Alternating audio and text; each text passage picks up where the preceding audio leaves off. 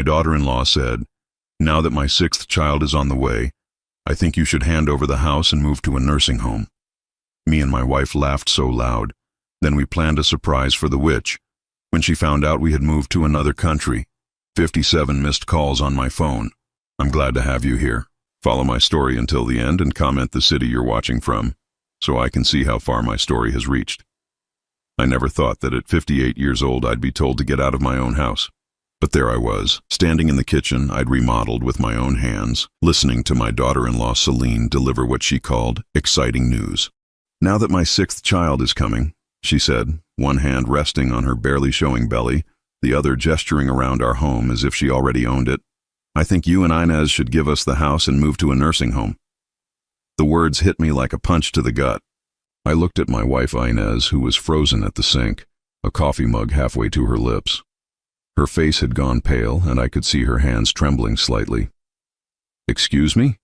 I managed to say, my voice coming out rougher than I intended. Celine smiled, that sweet, manipulative smile she'd perfected over the years. "Well, think about it logically, Levi. You're both getting older, and we're going to need so much more space. 6 children require a lot of room to grow and play. And honestly, wouldn't it be easier for you two to be somewhere with medical care readily available?" I felt my blood pressure rising. This was the same house where Inez and I had raised our son Abram, the same house we'd worked 2 jobs each to pay off, the same house where we'd planned to spend our golden years watching our grandchildren grow up. Now our daughter-in-law was suggesting we hand it over like we were some kind of burden. "Where's Abram?" I asked, looking around. My son had a way of disappearing whenever Celine started making her suggestions. "He's at work, but we've already discussed this thoroughly," Celine said, settling into one of our kitchen chairs like she was holding court. "He agrees that this arrangement would be best for everyone. The kids need their own rooms, and with the new baby coming, well, we just can't make do with the current setup anymore." The current setup, as if our presence in our own home was just a temporary inconvenience they'd been tolerating. Inez finally found her voice. "Celine, this is our home. We're not ready to move to a nursing home. We're healthy. We're independent." "Oh, I know you think you are," Celine interrupted with that condescending tone she used whenever she wanted to make us feel stupid. "But accidents happen. What if one of you falls? What if there's a medical emergency? Wouldn't you rather be somewhere safe?" Safe. The word twisted in my stomach. What she really meant was out of the way. I thought about all the times we'd helped them out. When Abram lost his job 3 years ago, we'd paid their mortgage for 6 months. When their second child was born, Inez practically lived at their apartment, cooking and cleaning while Celine recovered. When they needed a down payment for their car, we dipped into our retirement savings without hesitation. Now, with 5 kids already, and another on the way, they saw our house not as our home, but as their solution. "Have you looked into any facilities?" Celine continued, pulling out her phone. "I've done some research. There's a lovely place called Sunset Manor about 20 minutes from here. Very affordable. Affordable, not nice, not comfortable, not somewhere we'd actually want to live. Affordable. The waiting list is only about 3 months, she added cheerfully. Perfect timing, really. That gives us time to plan the renovations. Renovations. She was already planning to change our house before we'd even agreed to leave. Inez set down her coffee mug with shaking hands. "Celine, we need to talk to Abram about this." "Of course. But I really think you'll find he's very supportive of the idea. He's worried about you both, you know. Just last week he mentioned how you seem to be moving slower, Levi.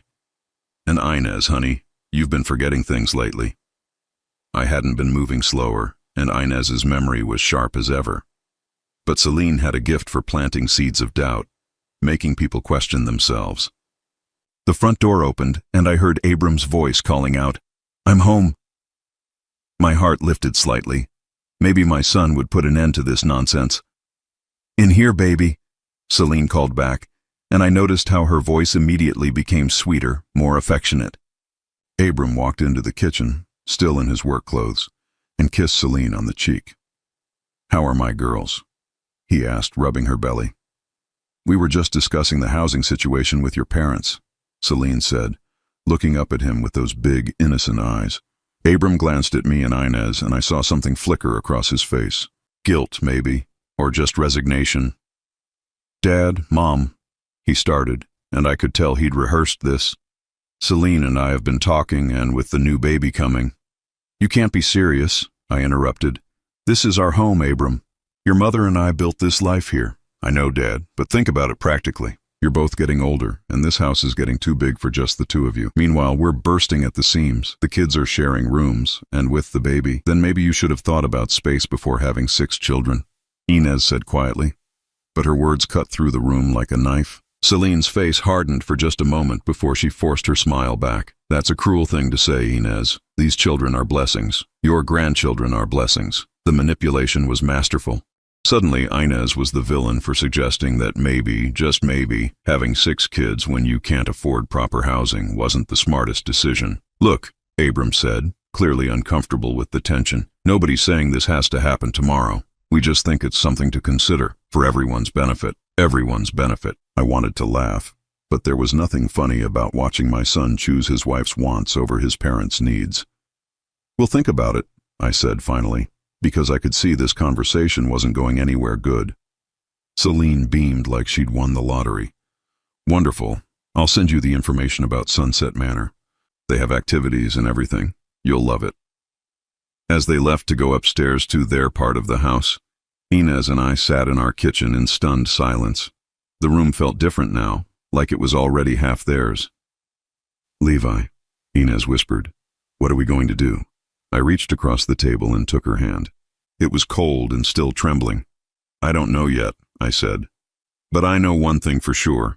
We're not going to any nursing home. That night, lying in bed, I stared at the ceiling and listened to the sounds of the house settling around us. Somewhere above us, Celine was probably already measuring rooms and planning how to rearrange our lives to suit her needs. But she had made one crucial mistake. She had underestimated exactly how far Inez and I were willing to go to protect our dignity. The next morning, Celine was already making herself at home in ways that made my skin crawl. I found her in my workshop, going through my tools with the casual interest of someone evaluating what to keep and what to throw away. "Oh, Levi," she said when she saw me, not even having the decency to look embarrassed. "I was just thinking about how this space could be converted into a playroom for the kids. All these old tools are just collecting dust anyway." Old tools. These were professional-grade equipment I'd collected over 30 years of carpentry work. Each one had helped me build something meaningful, including the very house she was so eager to claim. "Those tools aren't collecting dust," I said, keeping my voice level. "I still use them." "Do you really, though?" She picked up my grandfather's hand plane, running her finger along the wood handle like she was appraising it. "When was the last time you actually built something?" "Last week, I'd repaired the back deck. 2 weeks before that, I'd fixed the loose banister on the stairs." But Celine wasn't really asking about my work. She was establishing that everything in this house, including my tools, my workshop, and my purpose, was up for her evaluation. "I'll need you to box these up soon," she continued, setting the plane down carelessly. "The contractors will want to start measurements next week." Contractors. She'd already called contractors. I walked back to the house feeling like a stranger in my own home. In the kitchen, I found Inez staring out the window, still in her robe, cradling a cup of coffee that had probably gone cold an hour ago. "She's measuring the workshop," I said quietly. Inez nodded without turning around. "She asked me this morning if we had any sentimental attachments to the furniture in the living room. Said the new couch she has in mind would fit better if we got rid of that old sectional. The sectional we'd saved up for 3 months to buy. The one where we'd read bedtime stories to Abram, where we'd fallen asleep watching movies, where we'd comforted each other through hard times." "Inez," I said, moving to stand beside her, "we need to talk."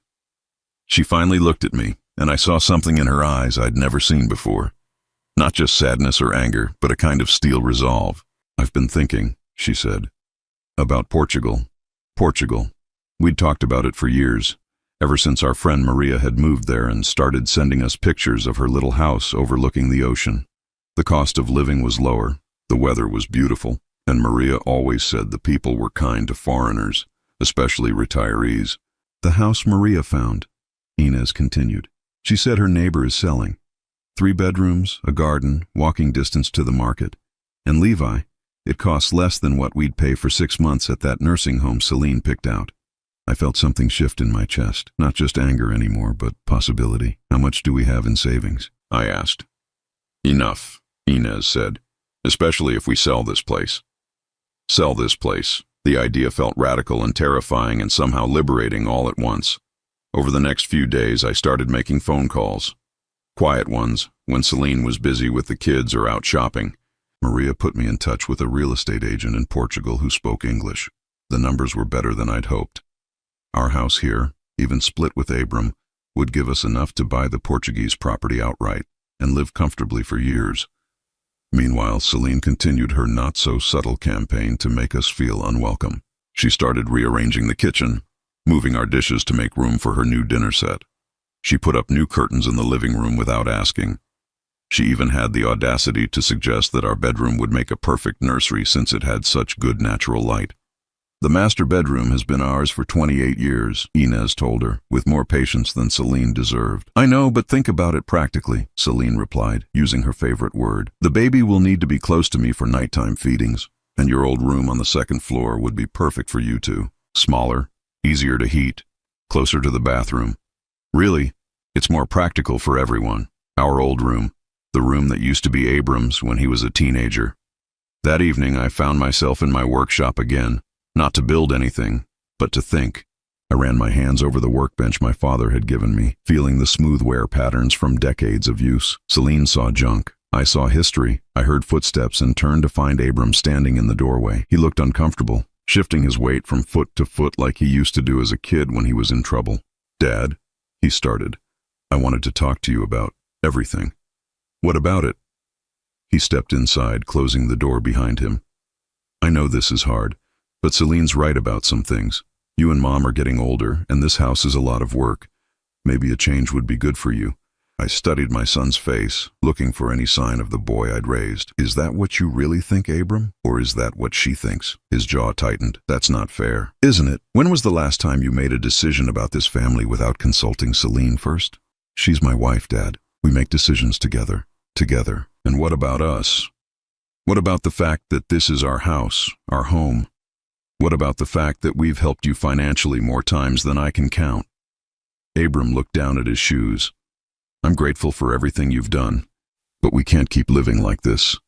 5 kids in 3 bedrooms, Celine stressed all the time. The new baby coming, and maybe you should have thought about that before having another baby. The words came out harsher than I'd intended, but I didn't take them back. Someone needed to say what everyone was thinking. That's between Celine and me, Abram said, his voice getting defensive. Is it?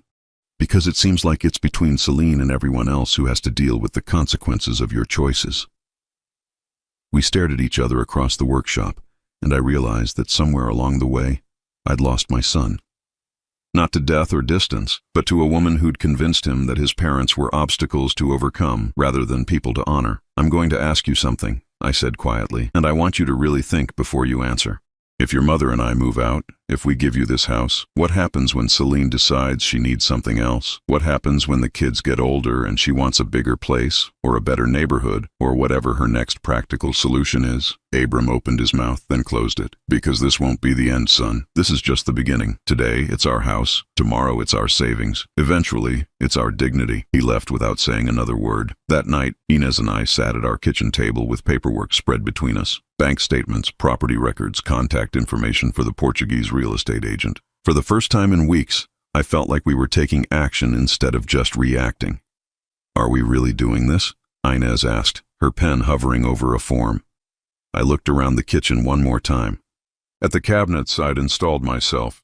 At the tile backsplash Inez had chosen with such care. At the breakfast nook where we'd shared thousands of morning conversations. Then I thought about Celine measuring my workshop, rearranging our furniture, planning our exile to some cut-rate nursing home, while she turned our life's work into her personal kingdom. Yes, I said, we're really doing this. Inez smiled for the first time in days, and signed her name with a flourish. Upstairs, I could hear Celine talking loudly on the phone, probably to one of her friends, describing her plans for their new house. She had no idea that while she was busy counting her chickens, Inez and I were quietly planning to fly the coop. The next 2 weeks felt like living a double life. During the day, I smiled and nodded while Celine continued her conquest of our home. During the night, Inez and I planned our escape with the precision of military strategists. Maria had been invaluable, connecting us with everyone we needed in Portugal. The real estate agent, a lawyer who spoke English, even a moving company that specialized in international relocations. Every conversation was conducted in whispers, every email deleted after reading. The paperwork should be ready by Friday, Inez told me one morning, passing me coffee while Celine supervised the kids' breakfast in the dining room. Senora Costa says we can close on the house within 2 weeks if we wire the deposit. I nodded, stirring my coffee and trying to look like we were discussing something mundane. What about the moving company? They can have our things packed and shipped within 3 days of notice. Most of our furniture will arrive about a month after we do. It was surreal, planning to dismantle our entire American life while Celine sat 20 feet away, completely oblivious. She was too busy redesigning our existence to notice that we were quietly erasing ourselves from it. That afternoon, while Celine took the kids to the park, I walked through the house with new eyes, not as someone being forced out, but as someone choosing to leave. The perspective made all the difference. In our bedroom, I opened the closet and started mentally cataloging what we'd take and what we'd leave behind. Inez's winter coats could stay. Portugal's climate was milder. My heavy work boots could go to charity.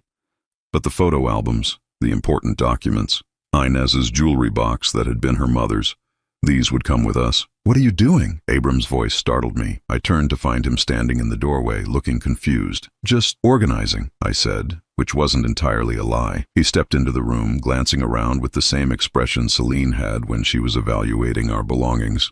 "You know, this really would make a great nursery. The morning light is perfect, and there's enough space for a crib and a changing table." I closed the closet door and faced my son. "Abram, can I ask you something?" "Sure. Do you remember when you were 12 and you wanted to quit Little League because you weren't the best player on the team?" He frowned, clearly not understanding where this was going. "Yeah, I guess. What did I tell you?" You said that quitting when things get hard doesn't solve anything, that sometimes you have to fight for what matters to you." "Right. And what did you do?" "I stuck with it. Made the all-star team the next year." His frown deepened. "Why are you bringing this up?" I sat on the edge of the bed, suddenly feeling every one of my 58 years. "Because I'm wondering when you stopped fighting for what matters." "Dad, what are you talking about?" "This house matters, Abram. Your mother and I matter. But you're not fighting for us. You're not even fighting for yourself. You're just giving up." Abram's face flushed. "I'm not giving up. I'm being practical. We need the space, and you guys would be better off. Better off where? In some nursing home we can't afford. Surrounded by strangers, counting down the days until we die." I stood up, my voice rising despite my efforts to stay calm. "Is that what you want for us?" "Of course not.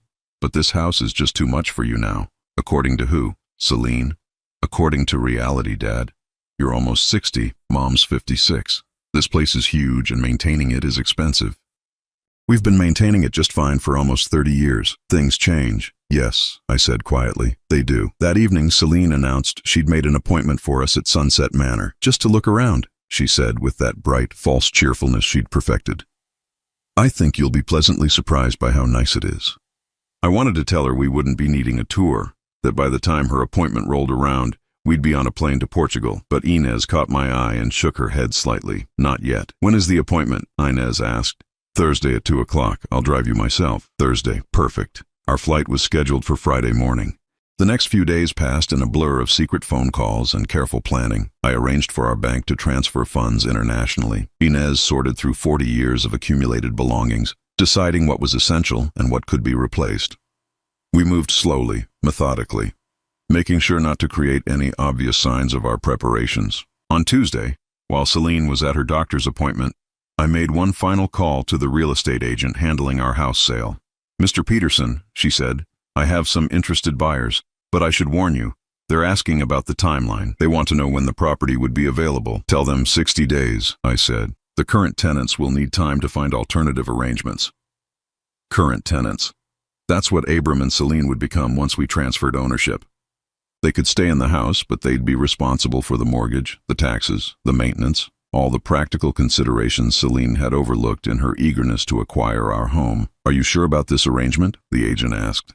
"Most people in your situation would—" "I'm sure," I interrupted. Draw up the papers. Wednesday evening brought an unexpected complication. I was in the garage, quietly boxing up some of my smaller tools, when I heard raised voices from the kitchen. Celine's voice, sharp with irritation, and Abram's, defensive and strained. "I don't understand why you're being so difficult about this," Celine was saying. "They agreed to look at the nursing home.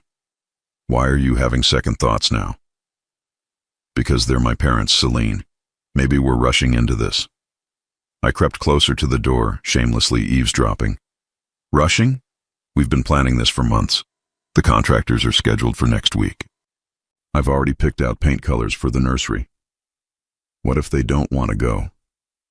Then we'll have to be firm about it. Sometimes you have to make hard decisions for people's own good. But what if we're wrong? What if they're not ready?" There was a long pause, and when Celine spoke again, her voice had changed, softer, more manipulative. "Baby, I know this is hard for you, but think about our children. Think about the baby I'm carrying. Don't we deserve a real home? A place where our family can grow and thrive?" "Of course we do. Your parents have had their time in this house. They've raised their family, lived their lives. Now it's our turn. That's how these things work." I pressed my back against the garage wall, feeling sick. Celine wasn't just taking our house. She was rewriting the narrative to make Abram feel noble about it. "I suppose you're right," Abram said finally, and I heard the defeat in his voice. "I know I am, and deep down, your parents know it too. They're just having trouble accepting change. But once they're settled at Sunset Manor, they'll thank us." I nearly laughed at the absurdity of it. Thank them for exile. Thank them for being discarded like outdated furniture. That night I lay in bed staring at the ceiling, listening to Inez's steady breathing beside me. Tomorrow, Celine would drive us to tour the nursing home she'd selected. Tomorrow, she'd point out the activities room and the meal schedule and the visiting hours, painting a picture of our twilight years spent playing bingo and watching television in a common room with strangers. But she had no idea that tomorrow would be the last day she'd ever see us. I rolled over and gently shook Inez awake. "What is it?" she whispered. "I love you," I said, "and tomorrow we start over." She smiled in the darkness and squeezed my hand. "I can't wait." Outside our window, the house settled around us with familiar creaks and sighs. By Friday night, those sounds would be Celine's to interpret. Celine's to worry about when the heating system made that clicking noise, or when the old pipes rattled in the walls. For 30 years, this house had been our responsibility, our pride, our sanctuary. Now it would become her burden. And somehow that felt like the most poetic justice of all. Thursday morning arrived gray and drizzly, as if the weather itself was reflecting the somber mood that had settled over our house. At least, it felt somber to me and Inez. Celine bounced around the kitchen with her usual energy, excited about showing us our new home. "I packed some sandwiches for after the tour," she announced, holding up a small cooler. "I thought we could have a little picnic in their garden area. The administrator said they have lovely grounds." I nodded and smiled, sipping my coffee slowly. Every normal gesture felt strange now, knowing it was one of the last times I'd sit at this kitchen table, in this chair, looking out at the backyard where I'd taught Abram to throw a baseball. "You seem quiet this morning, Levi," Celine observed. "Are you nervous about the visit?" "Just thinking," I said. "Well, don't overthink it. I know change can be scary at your age, but I really think you're going to love Sunset Manor. The woman I spoke to said they have woodworking classes.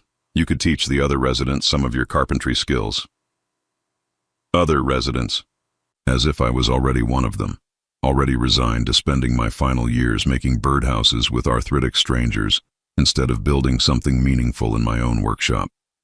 Inez excused herself to get ready, and I followed suit. In our bedroom, I found her standing in front of the dresser, holding the small leather jewelry box that had been her mother's. "Second thoughts?" I asked quietly. She shook her head, just saying goodbye. I understood. This room had been our sanctuary for decades. It's where we'd whispered about our dreams, where we'd comforted each other through my father's death and Inez's cancer scare 5 years ago, where we'd made love and made plans and made peace with each other after arguments. Now Celine wanted to turn it into a nursery. "The new place will be good," I said, as much to convince myself as to reassure Inez. "I know. It's not about the house, Levi. It's about—" She gestured around the room, struggling to find words. "It's about them not caring enough to let us choose for ourselves," I finished. She nodded, tears welling up in her eyes. I pulled her close, inhaling the familiar scent of her shampoo. Hey, we're choosing now. We're finally choosing. At exactly 1:30, Celine appeared in our doorway, car keys jingling in her hand. Ready to go see your new home? The drive to Sunset Manor took 23 minutes, during which Celine maintained a steady stream of cheerful commentary about the facility's amenities. 3 meals a day, housekeeping service, a full-time nurse on staff, organized activities every afternoon.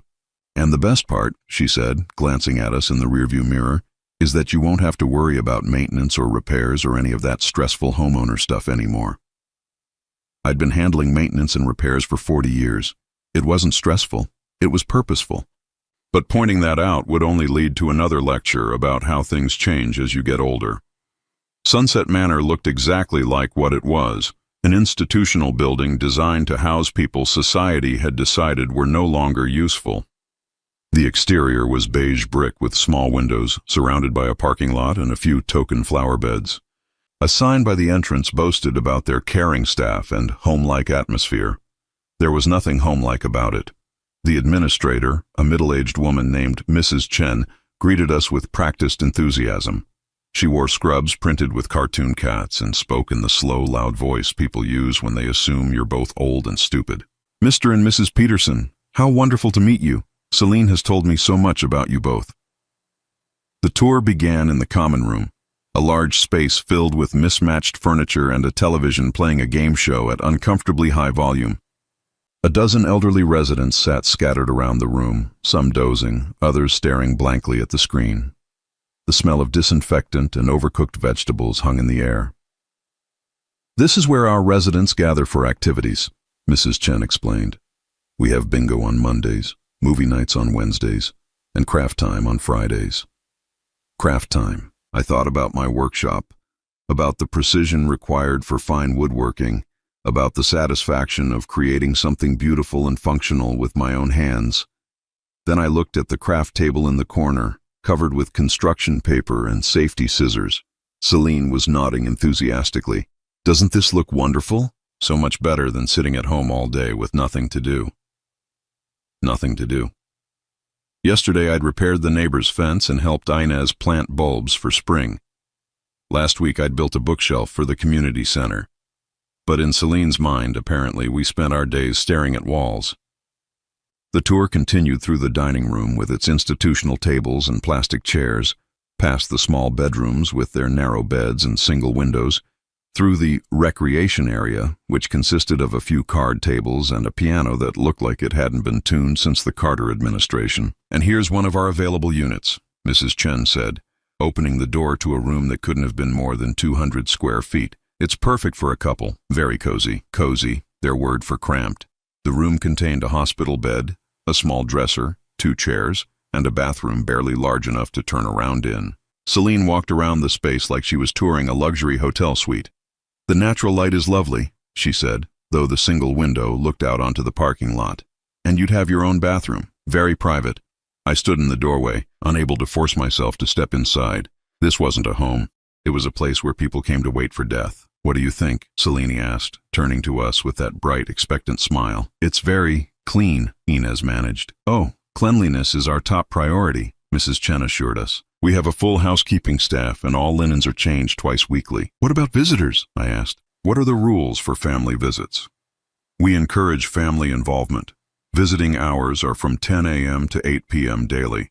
Of course, we ask that visitors respect our residents' meal times and activity schedules. Visiting hours. In my own family's life, I'd become someone who needed visiting hours. After the tour, Celine suggested we sit in the garden area for our picnic lunch. The garden was a small courtyard with a few benches and some struggling bushes, surrounded by a fence that was clearly designed to keep residents in rather than intruders out. So, Celine said, unwrapping sandwiches with the air of someone who'd just shown us the 8th wonder of the world. What do you think? Isn't it perfect? Perfect for whom? I wanted to ask. Perfect for getting us out of her way? Perfect for making her feel like a saint for caring about our future? Perfect for solving her space problem without having to acknowledge that maybe, just maybe, 6 kids were more than she and Abram could handle? It's certainly an option, I said carefully. Celine's smile faltered slightly. An option? Levi, this is exactly what you need. Professional care, social interaction, no responsibilities. What more could you want? What more could I want? A workshop where I could build things that mattered. A kitchen where I could cook meals for my wife without asking permission to use the stove. A bedroom where I could make love to Inez without worrying about thin walls and nosy neighbors. A life where I was still a person instead of a problem to be solved. We just need some time to think about it, Inez said diplomatically. Of course. But don't think too long. Mrs. Chen said this room won't stay available forever. And with the baby coming, we really need to finalize our timeline. Our timeline, not theirs, ours. Even our decision about where to live was somehow about their convenience. The drive home was quieter. Celine seemed to sense that we weren't as enthusiastic as she'd expected, but she maintained her optimistic chatter about meal plans and activity schedules. In the back seat, Inez reached over and squeezed my hand. Tomorrow, I thought. Tomorrow, we'd be free. That evening, while Celine put the kids to bed and Abram watched television, Inez and I made our final preparations. We packed 2 suitcases with essentials, enough clothes for a week, important documents, medication, the few pieces of jewelry and keepsakes we couldn't bear to leave behind. Everything else would follow later, shipped by the moving company we'd hired. Or it wouldn't, and we'd replace it. At this point, things mattered less than freedom. I wrote a letter to Abram, explaining our decision and leaving instructions for the house transfer. The mortgage would become his responsibility, along with all the practical considerations Celine had been so eager to escape. I sealed it in an envelope and left it on the kitchen counter where they'd find it in the morning. At 11 p.m., we called a taxi to pick us up at 6 a.m. Our flight to Lisbon departed at 9:15. Any regrets? I asked Inez as we lay in our bed for the last time. About leaving? No, she paused, thinking. About not trying harder to make them understand? Maybe. They wouldn't have understood. They can't see past their own needs. I know. But Abram is still our son. And he made his choice. Now we're making ours. Outside, the house settled around us with its familiar night sounds. The heating system clicking on. The old pipes expanding. The wind rattling the windows I'd replaced just 3 years ago. Tomorrow, these would be Celine's problems to solve. The taxi pulled away from our house at 6:15 a.m. and I didn't look back. Inez did, pressing her face to the rear window as our home of 30 years disappeared behind a row of maple trees. When she finally turned around, her eyes were wet, but her jaw was set with determination. No second thoughts, she said firmly, more to herself than to me. The airport was busy despite the early hour, filled with business travelers and vacationers beginning their journeys. We looked like any other retired couple heading off on a trip, wheeling our modest suitcases through the terminal. No one could have guessed we were refugees fleeing our own family. Our flight was on time. As the plane lifted off from American soil, I felt a weight I hadn't even realized I was carrying begin to lift from my shoulders. Somewhere below us, Celine was probably discovering our letter, reading our explanation, realizing that her carefully orchestrated plan had just collapsed. The thought gave me more satisfaction than it probably should have. We were somewhere over the Atlantic when my phone started buzzing. I'd turned it off during takeoff, but switched it back on out of curiosity. The screen lit up with notification after notification. Missed calls, text messages, voicemails, 17 missed calls from Abram, 23 from Celine, 12 from numbers I didn't recognize, 5 from Inez's sister Linda, who lived 2 states away and rarely called unless someone had died. Should we listen to them? Inez asked, looking at her own phone, which was showing similar numbers. I scrolled through the messages first. They painted a picture of escalating panic. Abram, 7:15 a.m. Dad, what the hell is going on? Where are you? Celine, 7:18 a.m. Levi, this isn't funny. Call me back immediately. Abram, 7:22 a.m. Your neighbor saw you getting in a taxi. Are you at the hospital? Is someone hurt?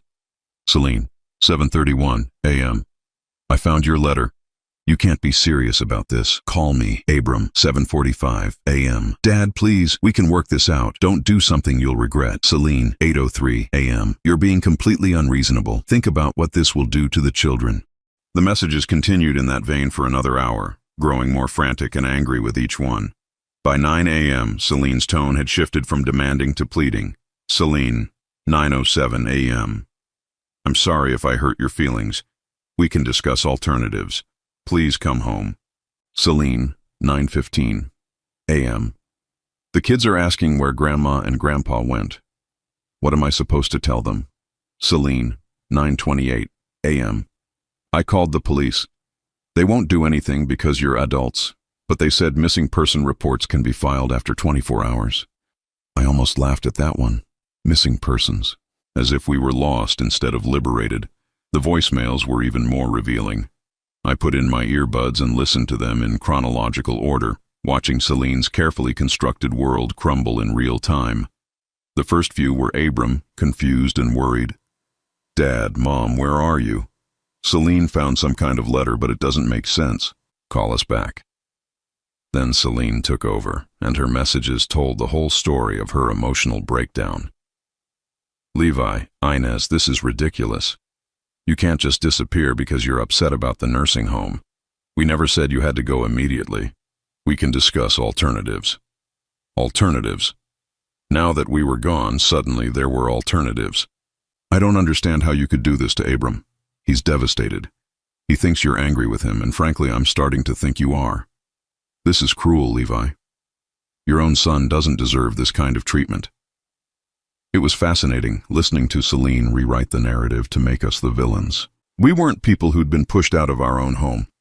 We were cruel parents abandoning our poor, innocent son. I called your bank.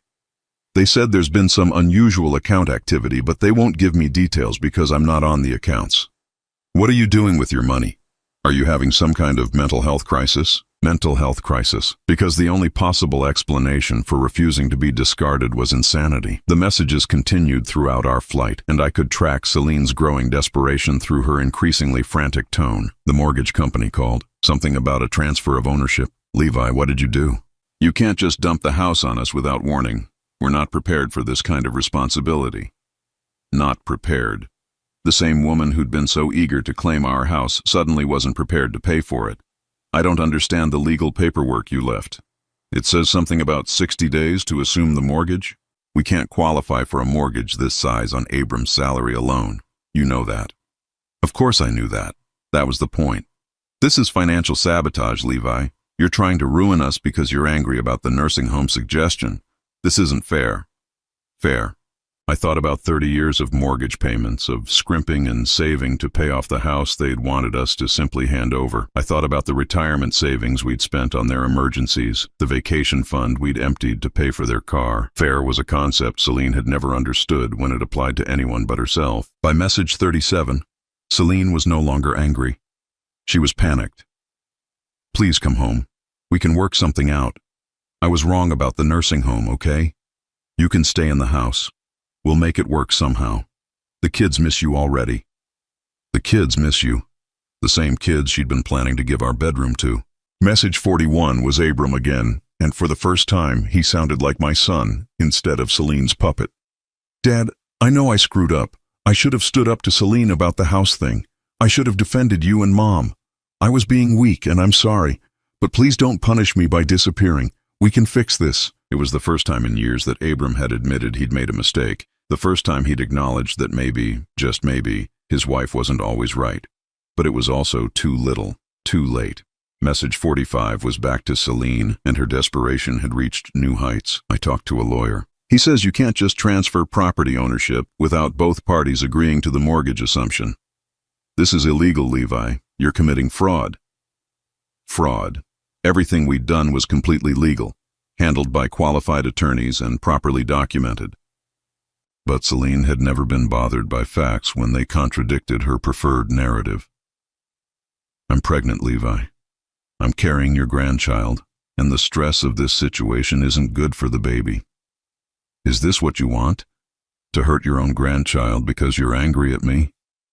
And there it was, the ultimate manipulation. The unborn baby as a weapon, wielded by a woman who'd thought nothing of using that same pregnancy to justify kicking us out of our home. The messages kept coming throughout our layover in New York. 57 in total, each one revealing more about Celine's character than she probably intended. I called your church. Pastor Williams wants to mediate a family meeting. He says what you're doing goes against Christian values of forgiveness and family unity. I called your sister Linda. She's very disappointed in you both. She said she never thought you'd abandon family like this. The neighbors are asking questions. Mrs. Rodriguez wants to know if you're okay. I had to tell her you'd had some kind of breakdown. People are starting to talk. People are starting to talk. The thing Celine feared most, losing control of the narrative, being seen as anything less than the perfect daughter-in-law and mother. I found your travel documents. Portugal? Really? You're moving to another country because we suggested a nursing home? This is insane. Message 54 was the most revealing of all.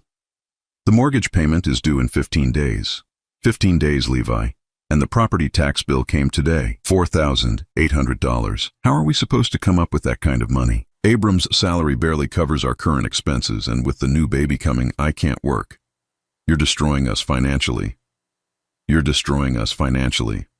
The woman who'd spent 6 years letting us pay for everything, who'd planned to take our house and stick us in the cheapest nursing home she could find, was accusing us of financial destruction. The final message was Abram again, recorded just before our connecting flight took off. Dad, please. I know we hurt you. I know we were wrong. But we're family. Doesn't that mean anything? Come home and we'll figure it out together. I promise. I closed my phone and looked at Inez, who had been listening to similar messages on her device. Any regrets now? I asked. She was quiet for a long moment, staring out the airplane window at the clouds below. Finally, she shook her head. They still don't understand, she said softly. Even now, even after we've left, they still think this is about them getting their way. Abram's sorry we're upset, but he's not sorry we were treated badly. Celine's sorry we left, but she's not sorry she tried to throw us away. She was right. In 57 messages, not one of them contained a genuine apology for trying to force us into a nursing home. Not one acknowledged that we had the right to make our own decisions about our lives. They were sorry we'd left, but only because our leaving had created problems for them. I turned my phone off. Inez said, I don't want to hear any more. I did the same. Whatever they had to say, we'd already heard enough. As our plane descended toward Lisbon, I felt lighter than I had in months. Somewhere behind us, Celine was probably calling everyone she knew, trying to mobilize an army of guilt and obligation to bring us back. She was discovering that her carefully laid plans meant nothing without our cooperation. And for the first time in years, Abram was being forced to face the consequences of his choices without his parents there to soften the blow. It felt like justice. Portugal was everything Maria had promised and more. Our taxi from the airport wound through narrow streets lined with colorful houses, their red tile roofs gleaming in the afternoon sun. The air smelled of salt and eucalyptus, completely different from the industrial heaviness of home. When we finally reached our new house, I understood why Maria had fallen in love with this place. The house was small but perfect, 2 bedrooms, a cozy kitchen, and a living room with windows that opened onto a garden overlooking the sea. The previous owner had left behind lemon trees and grapevines, and there was a small workshop in the back that would be ideal for woodworking once I got my tools shipped over. It's beautiful, Inez breathed, standing on the tiny front porch and looking out over the village below. It's ours, I said, and the word felt strange and wonderful on my tongue. That first night, we ate dinner at a small table by the kitchen window, watching the sun set over the Atlantic. For the first time in months, we didn't have to listen for Celine's voice calling from upstairs, didn't have to endure her commentary on our food choices or her suggestions for how we should spend our evening. They're probably eating dinner right now too, Inez said, cutting into the fresh fish our neighbor had brought as a welcome gift. Probably trying to figure out how to pay for it, I replied, which made us both laugh. It sounds cruel, laughing at their financial struggles.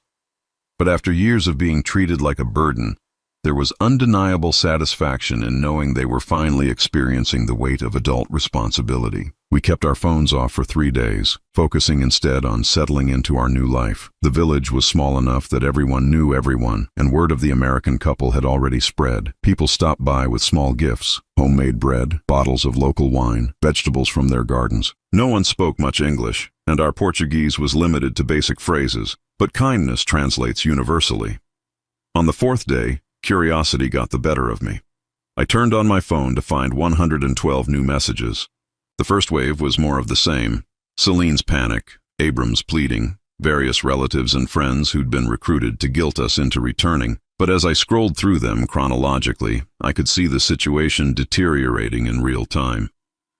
Day 2 had brought practical reality crashing down. Celine, Day 2, 6:23 a.m. The bank wants proof of income to transfer the mortgage. Abram's salary isn't enough. They want tax returns and employment verification and all kinds of paperwork we don't have ready. Abram, Day 2, 11:45 a.m. Dad, the utilities are in your name. They won't transfer the accounts without your signature. Can you at least help us with that? Celine, Day 2, 3:17 p.m. I went to the grocery store and the credit card was declined. Why is the credit card declined? What did you do to our accounts? Our accounts. The credit card they'd been using was linked to our checking account, which we'd closed before leaving. Apparently, Celine had never bothered to get her own credit card. Day 3 brought bigger problems. Abram, Day 3, 7:30 a.m. The washing machine is broken. There's water everywhere. I don't know how to fix it. Dad, can you at least tell me who to call? For 30 years, I'd handled every repair in that house. Every leaky faucet, every electrical problem, every appliance that needed fixing or replacing. Abram had never bothered to learn because Dad would always take care of it. Now Dad was 2,000 miles away. Celine, Day 3, 2:45 p.m. I called 3 plumbers. The cheapest one wants $300 just to look at the washing machine. $300. This is your fault, Levi. If you hadn't abandoned us, we wouldn't be dealing with this. My fault. The washing machine breaking was my fault because I wasn't there to fix it for free. Celine, Day 3, 6:18 p.m. I had to use the credit card at the emergency card place to get money for groceries. $40 fee just to get cash. $40. Do you know how much that adds up to? Yes, I did know how much that added up to. That's why Inez and I had always been careful with our finances, always planned ahead, always maintained our credit and our accounts responsibly. But Celine had never needed to learn financial responsibility because we'd always been there to cover the gaps. Day 4 brought the message I'd been expecting. Abram, Day 4, 10:15 a.m. Dad, we can't do this. The mortgage payment is $1,200. The utilities are another $300. Groceries for 7 people cost more than I make in a week. We need help. $1,200. For years, Inez and I had paid that mortgage without complaint, along with utilities, property taxes, homeowners insurance, and maintenance costs.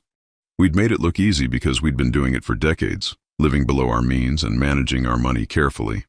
But Celine had seen our financial stability and assumed it was effortless. That money simply appeared when needed. Celine, Day 4, 2:33 p.m. I looked at our budget. Abram's salary barely covers the mortgage and utilities. There's nothing left for food or clothes or anything else. How did you make this look so easy? We made it look easy by not having 6 children we couldn't afford, by not spending money on things we didn't need, by working for 30 years to build financial stability instead of expecting it to be handed to us. But I didn't say that. I didn't say anything. Our phones stayed off. The messages continued for 2 weeks, documenting their slow descent into reality. The baby's room isn't going to happen. We can't afford contractors. I had to return the new couch. We need the money for groceries. Abram is looking for a second job, but who's going to watch the kids while he's working nights? I can't work with 5 children and a baby coming. Daycare costs more than I could make. Your workshop flooded. The roof is leaking and we can't afford to fix it. The neighbors are complaining about the kids being too loud outside. I think it's because the yard isn't being maintained properly. Every message was another revelation of how much we'd been doing, how much they'd taken for granted. They'd thought we were obstacles to their happiness. In reality, we'd been the foundation that made their lifestyle possible. 3 weeks after our departure, the tone of the messages changed completely. Abram, Day 21, 4:45 p.m. Dad, I've been thinking about everything and I owe you a real apology. Not just sorry you're upset, but sorry for how we treated you. Celine was wrong about the nursing home, and I was wrong for going along with it. We didn't appreciate everything you did for us.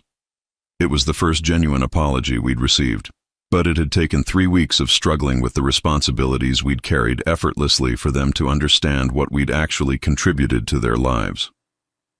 Celine, Day 22, 9:12 a.m. I realize now that I made some mistakes. Maybe I was too focused on what I wanted and not enough on what was fair. If you come back, we can work something out. The kids can share rooms a little longer. Some mistakes, maybe too focused. If you come back, still conditional, still focused on what she needed from us. A month after our departure, desperation crept back into the messages. Celine, day 30, 6 a.m. We're going to lose the house. The bank wants documentation we don't have and income we can't prove. Abram's looking for a better job, but even if he finds one, it won't be enough. Please call me back. Abram, day 32, 11:30 p.m. I know I don't deserve help after what we did, but I'm asking anyway. Not for me or Celine, but for the kids. They didn't choose any of this. They don't deserve to be homeless because their parents made bad decisions. Using the children as leverage. Even now, even facing the loss of the house, they were still trying to manipulate us. 2 months after our departure, acceptance finally began to set in. Abram, day 58, 3:15 p.m. We're moving in with Celine's mother. It's not ideal, but it's what we can afford right now. I finally understand why you left. I'm sorry it took losing everything for me to figure out how much you sacrificed for us. Celine, day 60, 7:22 a.m. I don't expect forgiveness, but I want you to know that I understand now what I took from you. Your home, your dignity, your choice. I was wrong, and I'm sorry. 2 months. It had taken 2 months of real consequences for them to understand what they'd put us through. But by then, Inez and I were settled into our Portuguese life. I'd found a local carpenter who spoke some English and was teaching me traditional Portuguese woodworking techniques. Inez had joined a women's group that met for coffee every Tuesday, and though the language barrier was significant, friendship transcended words. We'd made new friends, established new routines, found new purpose. The house overlooked the sea, and every morning we watched the sunrise with our coffee, planning our day without having to consider anyone else's needs or opinions. Do you miss them? Inez asked one evening as we sat on our small porch, watching fishing boats return to the harbor. I considered the question carefully. I miss who Abram used to be. I miss the grandchildren we're not getting to know. But do I miss being taken for granted, being treated like an inconvenience? No, she nodded. I miss the idea of family, but not the reality of what our family had become. 6 months after our departure, we received one final message. Abram, day 180, 2:45 p.m. Dad, Mom, I hope you're happy wherever you are. Celine and I are getting divorced. Living with her mother made us both realize that our problems weren't about space or money. They were about respect and priorities. I'm keeping the kids, and I'm learning to be the kind of father you tried to teach me to be. I love you both, and I understand why you had to leave. Maybe someday we can start over. I showed the message to Inez, and we sat quietly for a long time, watching the waves roll in. Maybe someday, she said finally. Maybe, I agreed. But for now, we were exactly where we needed to be. We'd chosen dignity over obligation, respect over manipulation, freedom over family dysfunction. And for the first time in years, we were truly happy. Now I'm curious about you who listened to my story. What would you do if you were in my place? Have you ever been through something similar? Comment below. And meanwhile, I'm leaving on the final screen 2 other stories that are channel favorites, and they will definitely surprise you. Thank you for watching until here.